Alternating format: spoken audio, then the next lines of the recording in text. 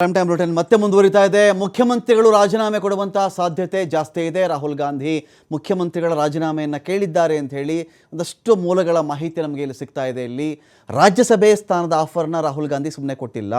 ದೆಹಲಿ ರಾಜಕಾರಣಕ್ಕೆ ನೀವು ಬನ್ನಿ ಅಂತ ಅವ್ರು ಕರೆದ ಮೇಲೆ ಒಂದು ಮಹತ್ವದ ಕಾರಣ ಇದ್ದೇ ಅವ್ರನ್ನ ಕರೆದಿರಬೇಕು.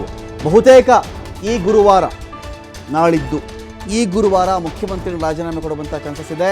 ರಾಷ್ಟ್ರ ರಾಜಕಾರಣಕ್ಕೆ ಸಿದ್ದರಾಮಯ್ಯನವರು ಹೋಗ್ತಾರಾ ಬಿಡ್ತಾರಾ ಬೇರೆ ವಿಚಾರ, ಆದರೆ ಮುಖ್ಯಮಂತ್ರಿ ಸ್ಥಾನಕ್ಕೆ ರಾಜೀನಾಮೆ ಕೊಡುವಂಥ ವಿಚಾರ ಇದೆಯಲ್ಲ, ಇದು ಗಂಭೀರವಾದಂಥ ಪರಿಣಾಮಗಳನ್ನು ಬೀರಬಲ್ಲದು. ಮುಖ್ಯಮಂತ್ರಿಗಳು ಇದುವರೆಗೂ ನಂಬಿಕೊಂಡಿರ್ತಕ್ಕಂಥ ವಿಚಾರ ಏನು ಅಂತ ಹೇಳಿದ್ರೆ, ನಾನು ಅಹಿಂದ ವರ್ಗದ ಚಾಂಪಿಯನ್, ನಾನು ಅಲ್ಪಸಂಖ್ಯಾತರು, ಹಿಂದುಳಿದವರು, ದಲಿತರು, ಈ ಮತಗಳಿಗೆ ನಾನೇ ಒಂದು ಮುಖ. ಈ ಮತಗಳು ಬರಬೇಕಾದ್ರೆ ನನ್ನ ಫೇಸ್ ನೋಡಿಯೇ ಈ ಮತಗಳು ಬರುತ್ತವೆ. ಕಾಂಗ್ರೆಸ್ ಪಕ್ಷ ಇದನ್ನು ಯಾರೂ ಕೂಡ ಅಲ್ಲಗಳಿಯಲ್ಲ. ಸಿದ್ದರಾಮಯ್ಯನವರು ಅಹಿಂದ ಚಾಂಪಿಯನ್ ಅನ್ನೋದು ಅಲ್ಲಗಳಿಯಲ್ಲ. ಈ ಕಡೆ ಡಿ ಕೆ ಶಿವಕುಮಾರ್ ಅವರು ಪಕ್ಷವನ್ನು ಅಧಿಕಾರಕ್ಕೆ ತರುವಲ್ಲಿ, ಪಕ್ಷ ಸಂಘಟನೆಯಲ್ಲಿ ಅವರ ಪಾತ್ರ ಇರಲಿಲ್ಲ ಅಂತ ಕೂಡ ಯಾರೂ ಹೇಳಲ್ಲ. ಇವರಿಬ್ಬರು ಪಾತ್ರ ಕೂಡ ರಾಜ್ಯ ರಾಜಕಾರಣದಲ್ಲಿ ಇದ್ದೇ ಇದೆ. ಇದರ ಮಧ್ಯೆ ಸಿದ್ದರಾಮಯ್ಯನವರು ಗುರುವಾರ ರಾಜೀನಾಮೆ ಕೊಡ್ತಾರೆ ಅಂತ ಒಂದಷ್ಟು ಮಾಹಿತಿ ಸಿಗ್ತಾ ಇದೆಯಲ್ಲ ಇಲ್ಲಿ.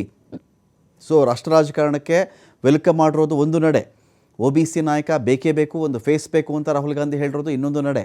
ಮೋದಿಗೆ ಒಂದು ರೀತಿಯಲ್ಲಿ ವಿರೋಧ ಪಕ್ಷದವರಾಗಿ ಟಕ್ಕರ್ ಕೊಡಬೇಕು ಅಂದರೆ, ಸವಾಲು ಎಸಿಬೇಕು ಅಂತ ಹೇಳಿದ್ರೆ ನಿಮ್ಮ ಅವಶ್ಯಕತೆ ರಾಷ್ಟ್ರ ರಾಜಕಾರಣಕ್ಕಿದೆ ಅಂತ ಹೇಳಿ ರಾಹುಲ್ ಗಾಂಧಿ ಕರೆದಿರುವುದರ ಹಿಂದೆ ರಾಜ್ಯ ರಾಜಕಾರಣದಲ್ಲಿ ಕರ್ನಾಟಕ ರಾಜ್ಯದ ಮುಖ್ಯಮಂತ್ರಿಯನ್ನಾಗಿ ಹೊಸ ಮುಖವೊಂದನ್ನು ಇಡಬೇಕು ಎನ್ನುವ ಹೈಕಮಾಂಡ್ ಲೆಕ್ಕಾಚಾರ ಕೂಡ ಒಂದು ಕಡೆ ಇದೆ. ಅಲ್ಲಿ ಎಲ್ಲ ಕಾರಣಗಳು ನಾವು ಚೆಕ್ ಮಾಡ್ಕೊಂಡು ಹೋದಾಗ ಸಿದ್ದರಾಮಯ್ಯನವ್ರಿಗೆ ಈ ರಾಜೀನಾಮೆಯನ್ನು ಕೇಳಿಬಿಟ್ಟಿದ್ದಾರಾ ರಾಹುಲ್ ಗಾಂಧಿಯವರು? ಕೇಳೇ ಬಿಟ್ಟಿದ್ದಾರಾ ಅವರು? ಕಾರಣ 2.5 ವರ್ಷ ಆಯಿತು. ಬಹುಶಃ ಯಾವುದೇ ಅಗ್ರಿಮೆಂಟ್ ಇರದೇ ಇದ್ದಿದ್ದರೆ between D K Shivakumar and Siddaramaiah ಯಾವುದೇ ಅಗ್ರಿಮೆಂಟ್ ಇರದೇ ಇದ್ದಿದ್ದರೆ ಡಿ ಕೆ ಶಿವಕುಮಾರ್ ಒತ್ತಾಯ ಮಾಡೋಕ್ಕಾಗಲ್ಲ. ಡಿ ಕೆ ಸುರೇಶ್ ಮತ್ತೆ ದೆಹಲಿಗೆ ಹೋಗೋಕ್ಕಾಗಲ್ಲ. ಡಿ ಕೆ ಶಿವಕುಮಾರ್ ಕಡೆಯವರು, ಅದು ರಾಮನಗರದ ಕಡೆಯವರೋ, ಕುಣಿಗಲ್ ಕಡೆಯವರೋ, ಬೇರೆ ಊರ ಕಡೆಯವರೋ, ಇವರು ಯಾರ್ಯಾರೋ D K Shivakumar C M ಆಗ್ತಾರೆ ಅಂತ ಸುಮ್ಮನೆ ಮಾತಾಡೋಕ್ಕಾಗಲ್ಲ. ಆ ಥರದ ಅಗ್ರಿಮೆಂಟ್ನ ಸುಳಿವಿದ್ದೇ, ಅಗ್ರಿಮೆಂಟ್ನ ಮಾಹಿತಿಗಳಿದ್ದೇ ಈ ಥರ ಇವರೆಲ್ಲರೂ ಮಾತಾಡೋಕ್ಕೆ ಸಾಧ್ಯ. ಇದಕ್ಕೆ ಇವರು ಸೆಪ್ಟೆಂಬರ್ ಅಂತ ಯಾಕೆ ಹೇಳ್ತಾಯಿದ್ರು, ಡಿಸೆಂಬರಲ್ಲಿ ಆಗುತ್ತೆ ಅಂತ ಯಾಕೆ ಹೇಳ್ತಾಯಿದ್ರು ಅಂದರೆ 2.5 ವರ್ಷದ ಗಡಿ ಬಂದು ಮುಟ್ಟಿತ್ತದು. 2.5 ವರ್ಷದ ಗಡಿ ಮುಟ್ಟಿತ್ತಲ್ಲ. ಈಗ ಡಿಸೆಂಬರ್ ಕಳೀತು, ಮೇ ಬಂತು, ಮೇ ಕೂಡ ಮುಗಿತಾ ಬರ್ತಿದೆ. 3 ವರ್ಷ ಆಯಿತು. ಕಾಂಗ್ರೆಸ್ ಪಕ್ಷಕ್ಕೆ 3 ವರ್ಷ ಆಗಿದೆ ಇಲ್ಲಿ ಅಧಿಕಾರಕ್ಕೆ ಬಂದವರು. ಸೊ ಆ ಕಾರಣದಿಂದಾಗಿ ಇನ್ನು ಉಳಿದಿರೋದು 2 ವರ್ಷ. 2 ವರ್ಷ ಅಂದರೆ ಏನಾಗ್ಬಿಡುತ್ತೆ, 1 ವರ್ಷ ಲೆಕ್ಕ. ಯಾಕೆ? ಇನ್ನು 5ನೇ ವರ್ಷ ಇದೆಯಲ್ಲ, ಚುನಾವಣಾ ವರ್ಷ ಅಂತ ಕರೀತಾರೆ ಅದನ್ನು ಎಲೆಕ್ಷನ್ ಇಯರ್ ಅಂತ ಕರೆದು ಬಿಡ್ತಾರೆ. ತುಂಬ ಬೆಳವಣಿಗೆಗಳಾಗಲ್ಲ ಆಗ. ಏನಿದ್ರೂ ಕೂಡ ಎಲೆಕ್ಷನ್ನು, ಆ CTRಗೆ ಈ CTRಗೆ ಹೇಗೆ ಗೆಲ್ಲಬೇಕು, ಸ್ಟ್ರಾಟಜಿಗಳು, ಪಕ್ಷ ಸಂಘಟನೆ, ಸಾಧನೆ, ಸಮಾವೇಶಗಳು, ಇದೆಲ್ಲವನ್ನು ಹೇಳ್ಕೊಂಡು ಹೋಗೋಕ್ಕಾಗ್ಬಿಡುತ್ತಲ್ಲ ಅದು. ಆ ಕಾರಣದಿಂದ ಈ 1 ವರ್ಷ ಅಂತೂ ಕ್ರೂಷಿಯಲ್. ಆ ಎಲ್ಲ ಕಾರಣ ಚೆಕ್ ಮಾಡಿಕೊಂಡಾಗ ಕಾಂಗ್ರೆಸ್ ಹೈಕಮಾಂಡ್ ಅಂತಿಮ ನಿರ್ಧಾರಕ್ಕೆ ಬಂದಿರಬಹುದು ಸಿದ್ದರಾಮಯ್ಯ ಅವರ ವಿಚಾರದಲ್ಲಿ ಅಂತ. ಶಿವಕುಮಾರ್ ಜೊಹಳ್ಳಿ ಇದ್ದಾರೆ ನ್ಯೂಸ್ ಡೆಸ್ಕಿಂದ. ಶಿವಕುಮಾರ್ ಜೊಹಳ್ಳಿ, 5 ವರ್ಷಗಳಲ್ಲಿ 3 ವರ್ಷ ಕಳೆದಿದ್ದಾರೆ ಸಿದ್ದರಾಮಯ್ಯನವರು ಮುಖ್ಯಮಂತ್ರಿಯಾಗಿ. ಇನ್ ಟೋಟಲ್ 8 ವರ್ಷಗಳ ಕಾಲ ಮುಖ್ಯಮಂತ್ರಿಯಾಗಿ ಅಧಿಕಾರವನ್ನು ಅನುಭವಿಸಿದ್ದಾರೆ ಕಾಂಗ್ರೆಸ್ನ ಕಡೆಯಿಂದ, ಬೇರೆ ಪಕ್ಷದಿಂದ ಬಂದು. ಇದೀಗ ಸರಿ ಸಿದ್ದರಾಮಯ್ಯನವ್ರನ್ನ ಅವರು ರಾಜೀನಾಮೆ ಕೇಳಿರಬಹುದು, ರಾಜ್ಯಸಭೆಗೆ ಬನ್ನಿ ಅಂದಿರಬಹುದು, ದೆಹಲಿಗೂ ಬನ್ನಿ ಅಂತ ಹೇಳಿರಬಹುದು ರಾಜಕಾರಣಕ್ಕೆ.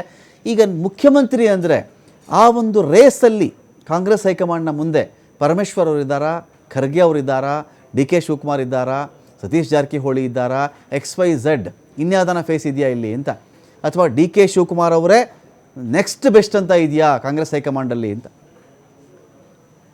ರಮಕಾಂತ್, ಈಗ ಸಿದ್ದರಾಮಯ್ಯನವರಿಗೆ ರಾಜೀನಾಮೆಯನ್ನು ಕೊಡಿ ಅಂತೇಳಿ ರಾಹುಲ್ ಗಾಂಧಿ ಅವರು ಸೂಚನೆಯನ್ನು ಕೊಟ್ಟಿದ್ದಾರೆ. 2 ದಿನಗಳ ಕಾಲ ಅವಕಾಶ ಕೂಡ ಇದೆ. 2 ದಿನ ಬೆಂಗಳೂರಿಗೆ ಬಂದ ನಂತರ ಸಭೆಗಳನ್ನು ಮಾಡಲಾಗುತ್ತೆ. ಆಪ್ತರ ಜೊತೆ, ಶಾಸಕರ ಜೊತೆ ಸಿದ್ದರಾಮಯ್ಯ ಸಭೆಯನ್ನು ಮಾಡ್ತಾರೆ. ನಂತರ ಒಂದು ಅಂತಿಮ ನಿರ್ಧಾರವನ್ನು ತೆಗೆದುಕೊಳ್ಬೋದು.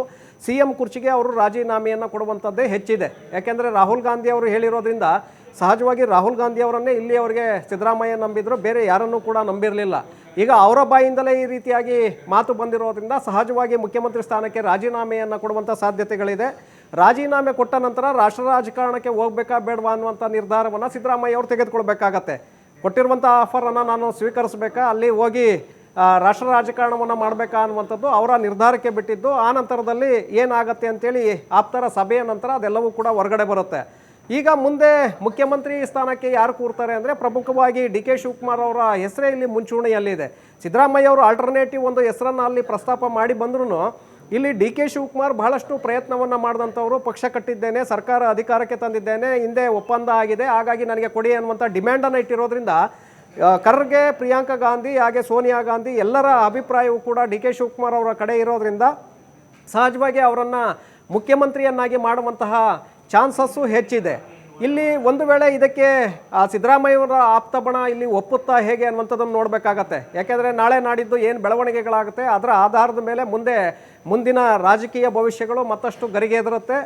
ಇಲ್ಲಿ ಇವರೆಲ್ಲರೂ ಕೂಡ ಒಪ್ಪಿದ್ರೆ ಆಗ ಡಿ ಕೆ ಶಿವಕುಮಾರ್ ಅವರನ್ನ ಒಂದೇ ಒಂದು ನಿಮಿಷ ಶಿವು, ಒಂದು ಬ್ರೇಕಿಂಗ್ ನ್ಯೂಸ್ ಇದೆ ಇಲ್ಲಿ, ಮೇಜರ್ ಬ್ರೇಕಿಂಗ್ ನ್ಯೂಸ್ ಇದು.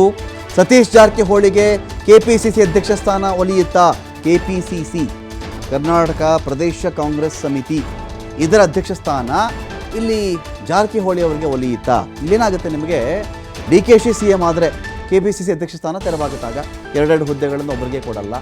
ಈ ಕಡೆ ಮಿನಿಸ್ಟ್ರು ಆಗಬೇಕು, ಮುಖ್ಯಮಂತ್ರಿನೂ ಆಗಬೇಕು, ಕೆಪಿಸಿಸಿ ಅಧ್ಯಕ್ಷನೂ ಆಗಬೇಕು ಅಂದ್ರೆ ಆಗಲ್ವಲ್ಲ. ಆ ಸಂದರ್ಭದಲ್ಲಿ ಸತೀಶ್ ಜಾರಕಿಹೊಳಿ ಅವರಿಗೆ ಕೆಪಿಸಿಸಿ ಅಧ್ಯಕ್ಷ ಪಟ್ಟ ಸಿಗುತ್ತಾ? ಕಾರಣ ಏನು ಅಂತ ಹೇಳಿದ್ರೆ, ಸಿದ್ದರಾಮಯ್ಯವರು ಡಿಮ್ಯಾಂಡ್ ಮಾಡಿರಬಹುದು, ಈ ಒಂದು ವಿಚಾರಕ್ಕೆ ಸಂಬಂಧಪಟ್ಟಂತೆ ಕೂಡ ಡಿಮ್ಯಾಂಡ್ ಮಾಡಿರ್ತಾರೆ ಅವರು. ಏನಂದರೆ, ನನ್ನ ಕಡೆಯವರಿಗೆ ಅಭದ್ರ ಆಗಬಾರ್ದವರು, ಅತಂತ್ರ ಮಾಡಬಾರ್ದವರನ್ನು, ಮೂಲೆಗುಂಪು ಮಾಡಬಾರ್ದವರನ್ನು ಇದರ ಅಧ್ಯಕ್ಷರನ್ನಾಗಿ ಮಾಡಿ ಇಂದಿನ ಪ್ರಮುಖ ಖಾತೆಗಳನ್ನು ನನ್ನ ಕಡೆಯವರಿಗೆ ಕೊಡಿ ಅಂತ ಕೇಳಿರಬಹುದು. ಇನ್ನು ಕೇರಳ ಕಾಂಗ್ರೆಸ್ ಅಂತ ಬಂದಾಗ ಕೇರಳದಲ್ಲಿ ಎಲೆಕ್ಷನ್ ಆಯ್ತಲ್ಲ, ಆದಮೇಲೆ ಸತೀಶನ್ ಅಲ್ಲಿ ಸಿ ಎಂ ಅಂತ ಆದರು. ವೇಣುಗೋಪಾಲ್ ಕಡೆಯವರಿಗೆ ಪ್ರಮುಖ ಖಾತೆಗಳನ್ನು ಕೊಡಲಾಯಿತಲ್ಲಿ. ಈಗ ಸಿದ್ದರಾಮಯ್ಯನವರು ಕೂಡ ತಾನು ಮುಖ್ಯಮಂತ್ರಿ ಪಟ್ಟಕ್ಕೆ ರಾಜೀನಾಮೆ ಕೊಡುವುದಾದರೆ ನನ್ನ ಕಡೆಯವರಿಗೆ ಇಂದಿನ ಸ್ಥಾನ ಕೊಡಬೇಕು ಅಂತ ಕೂಡ ಒಂದಷ್ಟು ಷರತ್ತುಗಳನ್ನು ಹಾಕಿರಬಹುದು. ಅದರಲ್ಲಿ ಒಂದು ಷರತ್ತು ಜಾರಕಿಹೊಳಿ ಅವರನ್ನು ಕೆಪಿಸಿಸಿ ಅಧ್ಯಕ್ಷರನ್ನಾಗಿ ಮಾಡಿ ಅಂತ ಕೂಡ ಇರಬಹುದು. ಹಾಗಾಗಿ ಡಿ ಕೆ ಶಿವಕುಮಾರ್ ಅವರು ಮುಖ್ಯಮಂತ್ರಿ ಪಟ್ಟದ ಕಡೆಗೆ ಹೋದರೆ, ಇಲ್ಲಿ ಯಾಕೆ ಸಿದ್ದರಾಮಯ್ಯನವರು ರಾಜೀನಾಮೆ ಕೊಟ್ಟರೆ ಡಿ ಕೆ ಶಿವಕುಮಾರ್ ಅವರೇ ಇಲ್ಲಿ ಮುಖ್ಯಮಂತ್ರಿ ಆಗ್ತಾರೆ ಅಂತ ಇದೆ ಅಂದರೆ, ನೋಡಿ ಈ ಒಂದು ಸುದ್ದಿಯಲ್ಲೂ ನೀವು ಗಮನಿಸ್ಕೊಳ್ಳಿ, ಒಂದು ಎಳೆ ಇದೆ ಇದರಲ್ಲಿ. ಏನಂತ, ಈಗ ಎಲ್ಲಿಂದ ಬಂತಿದು ಜಾರಕಿಹೊಳಿಯವರು ಕೆಪಿಸಿಸಿ ಅಧ್ಯಕ್ಷ ಅಂಥೇಳಿ? ಕೆಪಿಸಿಸಿ ಅಧ್ಯಕ್ಷ ಆಗಿರುವವರು ರಾಜೀನಾಮೆ ಕೊಟ್ಟರೆ ತಾನೇ ಆ ಸ್ಥಾನ, ಆ ಕುರ್ಚಿ ವೇಕೆಂಟ್ ಆಗೋದು, ಖಾಲಿ ಆಗೋದು. ಹಾಗಾಗಿ ಇಲ್ಲಿ ಸಿದ್ದರಾಮಯ್ಯನವರು ಬಿಟ್ಟರೆ ಸಿದ್ದರಾಮಯ್ಯನವರ ಕ್ಯಾಂಪ್ನವ್ರನ್ನ ಯಾರನ್ನೂ ಸಿ ಎಂ ಮಾಡಲ್ಲ ಅನ್ನೋದು ಹೇಗೆ ಅಂದರೆ, ಜಾರಕಿಹೊಳಿಯವ್ರನ್ನ ಕೆಪಿಸಿಸಿ ಅಧ್ಯಕ್ಷರನ್ನಾಗಿ ಮಾಡ್ತಾರಂತೆ ಅಂದರೆ ಕೆಪಿಸಿಸಿ ಅಧ್ಯಕ್ಷರಾಗಿರೋರು ಮುಖ್ಯಮಂತ್ರಿ ಸ್ಥಾನಕ್ಕೆ ಬರ್ತಾರೆ ಅಂತ. ಇದು ಮೊದಲಿಂದನೂ ಇದೆ.